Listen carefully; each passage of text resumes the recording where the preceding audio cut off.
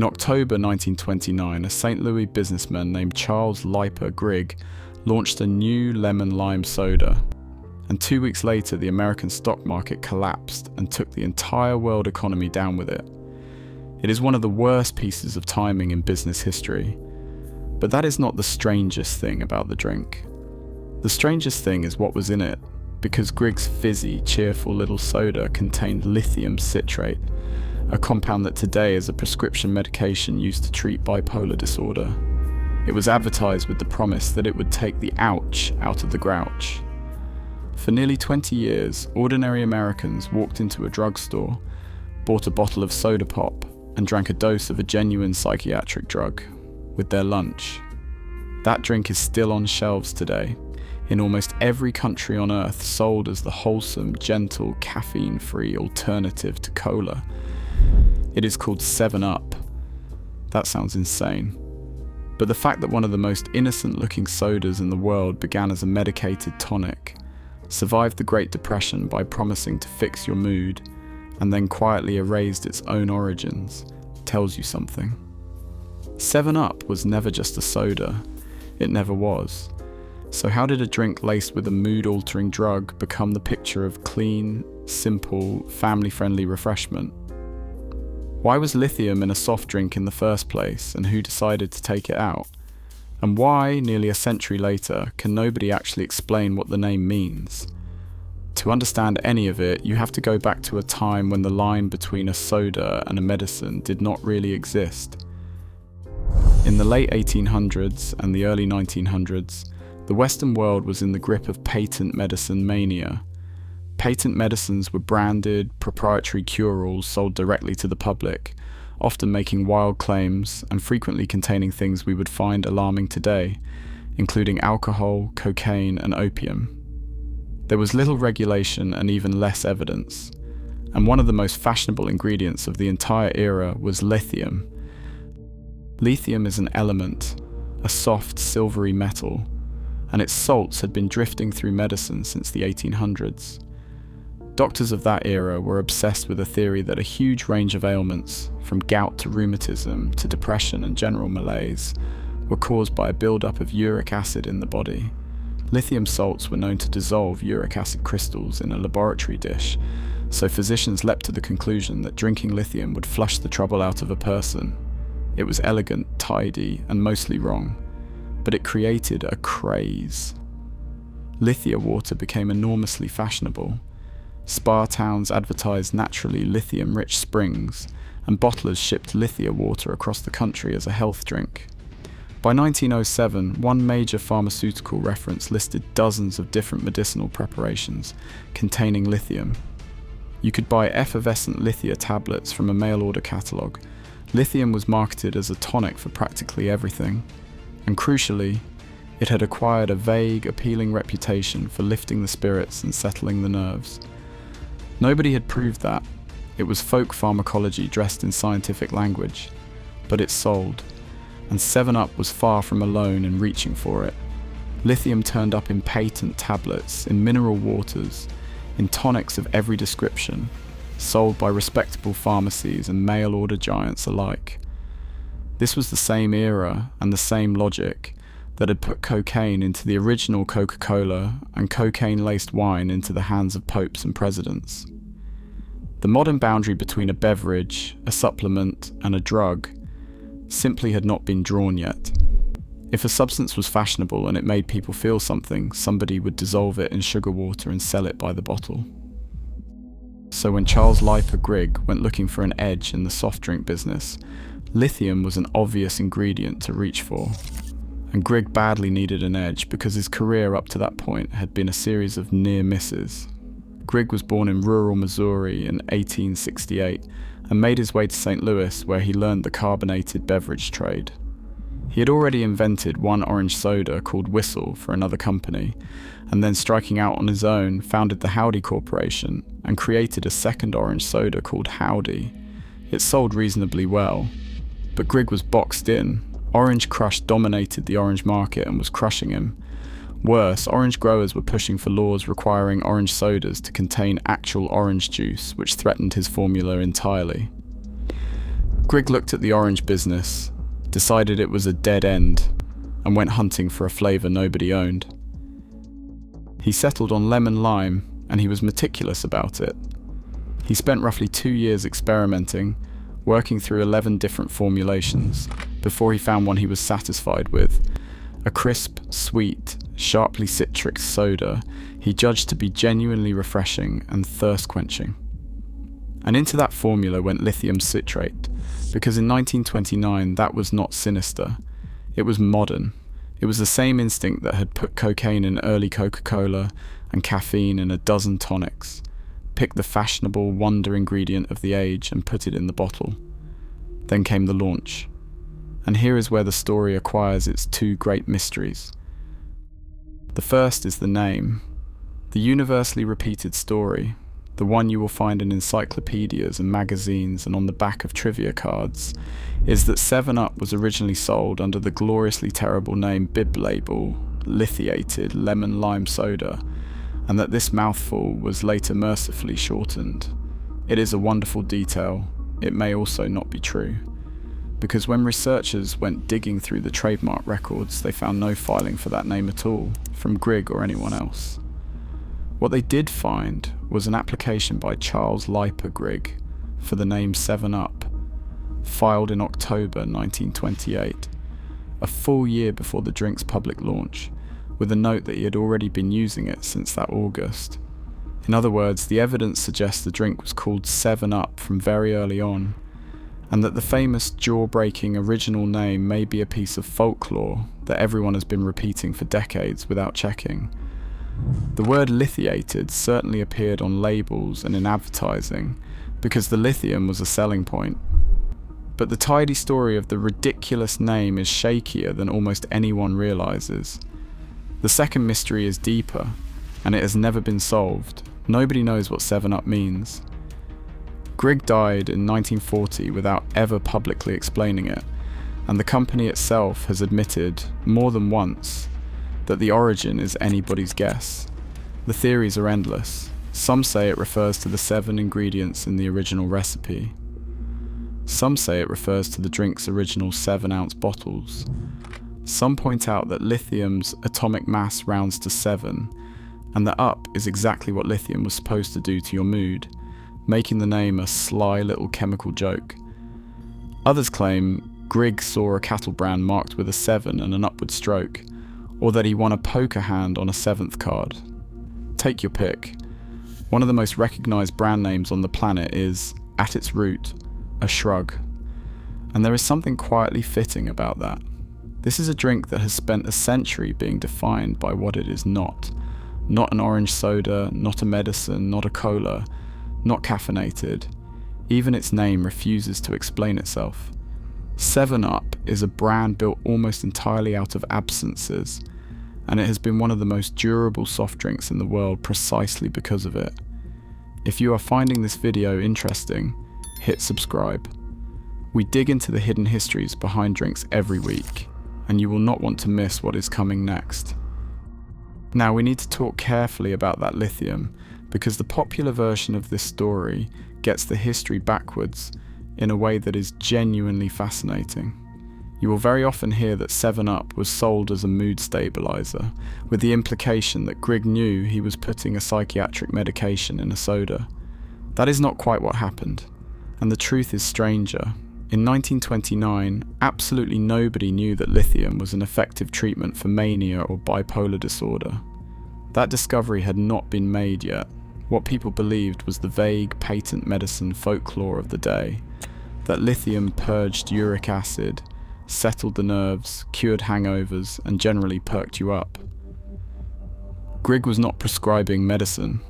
He was doing what soda men did, borrowing the health halo of a fashionable ingredient and turning it into advertising copy. Hence that slogan about taking the ouch out of the grouch, and the marketing of the drink as a tonic for the morning after a heavy night. The actual science arrived much later, and the timing is almost too neat to believe. In 1949, an Australian psychiatrist named John Cade published a small study describing how lithium salts had produced remarkable calming effects in patients suffering from severe mania, some of whom had been hospitalized for years. That paper is now regarded as one of the founding documents of modern psychiatric medicine, the beginning of the age of psychiatric drugs. And Lithium had been pulled out of 7-Up the year before Cade published. Read that again. The soda contained a drug whose real psychiatric power was only proven after the soda stopped containing it. Grigg spent 20 years selling lithium for reasons that were essentially mythology. And then just as lithium's genuine therapeutic value was about to be discovered, it vanished from the bottle. It is one of history's great near misses. It is also worth being clear about the dose, because this is where people's imaginations run away. The amount of lithium in a bottle of soda was nowhere near the carefully monitored, blood-tested doses used to treat bipolar disorder today. Nobody was being medicated into stability by drinking pop. Lithium as a modern medicine is powerful, requires prescription and monitoring, and has a narrow margin between a helpful dose and a toxic one, which is precisely why it belongs in the hands of doctors and not in a vending machine. What is remarkable is that the drink survived at all. Launching a brand new soft drink weeks before the Great Depression should have been a death sentence, and for most of Grigg's competitors it was. The lemon-lime category was ferociously crowded in that era, with hundreds of small regional imitators fizzing up and vanishing again. 7-Up outlasted almost all of them, and part of the reason is precisely that it did not sell itself as a treat. In a country where millions of people could not afford luxuries, Grigg was not offering an indulgence. He was offering relief, something that would settle your stomach, clear your head, and lift your mood for a few cents. In the worst years anyone could remember, a drink that promised to take the ouch out of the grouch was not frivolous. It was, in its small way, exactly what people wanted to buy. By the time the Depression lifted, 7-Up was on its way to becoming one of the best-selling soft drinks in the United States, and it would spend much of the 20th century sitting in third place behind the two colas. Which brings us to why the lithium disappeared. In the late 1940s, doctors began advising heart patients to cut back on salt, and manufacturers responded by selling lithium chloride as a salt substitute. It was a catastrophe. Patients, given no guidance about limits, poured it on their food, and reports of severe lithium poisoning started rolling in from across the country, including deaths. Regulators moved fast and hard. In 1948, the American authorities banned lithium from beer and soft drinks, and the salt substitutes were pulled from shelves. Lithium's reputation in the United States was scorched for a generation. The medical establishment turned away from it, and it would not be formally approved as a treatment for mania until 1970. For 7-Up, the ban meant reformulating its own identity. The lithium came out, and here the company did something very shrewd. It did not fight, it did not mourn, it simply stopped mentioning it, and started selling the drink on an entirely different promise.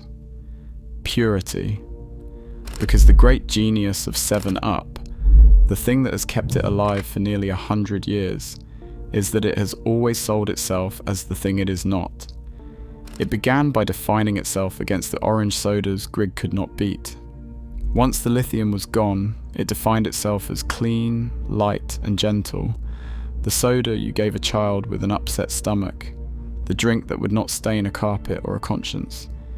Its advertising in the 1940s and 50s with the slogan, "You like it, it likes you," painted it as the wholesome accompaniment to a respectable life. It also, quietly, built a second identity as a mixer. When Prohibition ended, 7-Up's marketers made sure Americans understood that a crisp lemon-lime soda was the perfect partner for hard liquor, and the association stuck so firmly that people still order a 7 and 7, 7-Up with Seagram's 7 whiskey to this day. A drink that had begun as a hangover cure was now helping cause the hangovers. It was an impressive piece of range.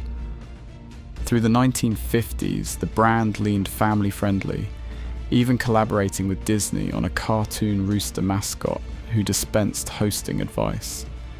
But the campaign that made 7-Up genuinely iconic came in 1967, and it was one of the boldest strategic moves in advertising history. Faced with the two giants, Coca-Cola and Pepsi, locked in their endless cola war, 7-Up refused to fight for a slice of that battlefield. Instead, it renamed the battlefield. It called itself the Uncola. It was brilliant. In one word, 7-Up turned the entire cola industry into the establishment and made itself the alternative. The campaign arrived at the perfect cultural moment in the middle of the psychedelic era, and the advertising leaned all the way in, swirling kaleidoscopic poster art, a playful anti-authority tone, and later the wonderfully charismatic actor Geoffrey Holder, whose booming laugh and lilting delivery made the word Uncola sound like an invitation to a much better party. Sales rocketed nationally. The word entered everyday American speech. If you could not be the biggest, you could be the opposite of the biggest, and 7-Up made being the opposite look far more fun. Marketing people still study it because it did something very rare. It changed the question. For decades, the only question in the soft drink aisle had been Coke or Pepsi. The Uncola campaign quietly proposed a different one: cola or not cola. And on that question, 7-Up was not the third place also ran. It was the undisputed leader of an entire category it had just invented out of thin air.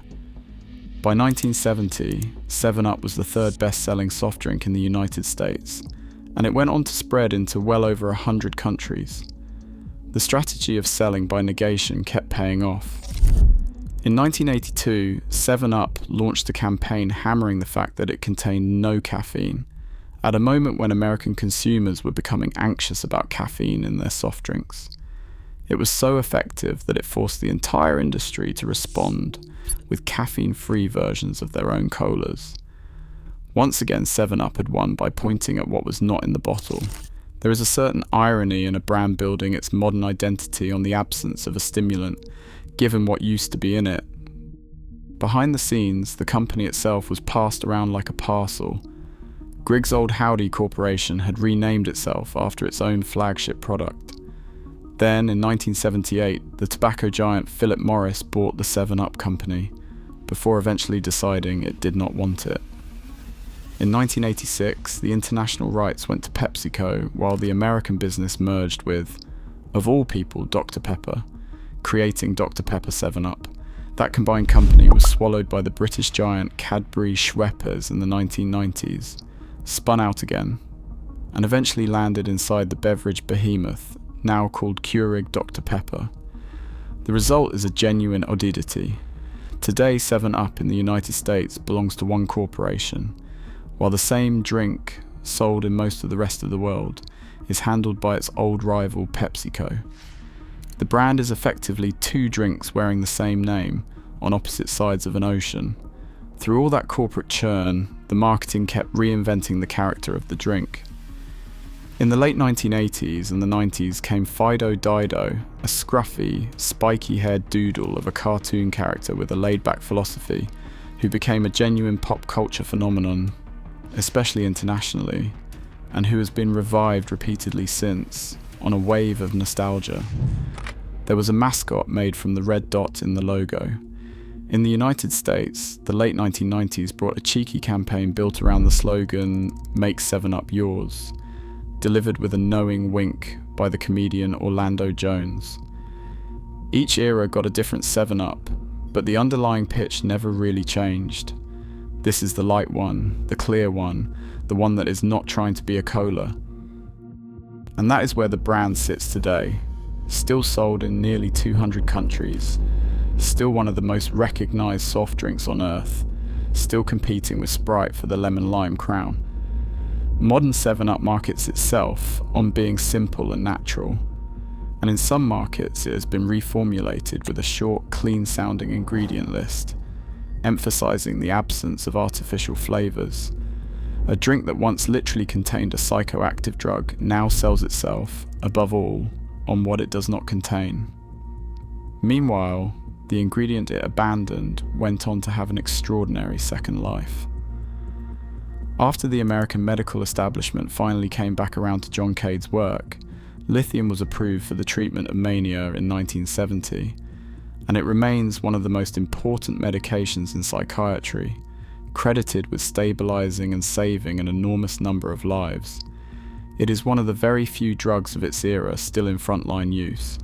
Researchers have even studied whether the tiny natural traces of lithium found in ordinary drinking water might be associated with population-level differences in mood and behavior, a debated and unresolved line of inquiry, but a haunting one. The mineral that was once thrown into soda pop on a hunch turned out, in the right hands and the right doses, to be genuinely powerful medicine. Grigg was wrong about almost everything, and accidentally blindly right about one thing that mattered enormously. So the next time you pour a 7-Up, that clear, sharp, harmless-looking fizz over ice, the drink you give a child with a sore stomach, remember what it actually carries. It carries an age when lithium was sold in tablets and spa water as a cure for everything from gout to gloom. It carries a failed orange soda man who spent 2 years and 11 recipes hunting for a flavour nobody owned. It carries a launch that ran headlong into the Wall Street crash, a name nobody has ever been able to explain, and an original title that may itself be a myth. It carries a slogan promising to take the ouch out of the grouch, a genuine psychiatric drug dissolved in sugar water, and a ban that arrived 1 year before the science that would have justified it.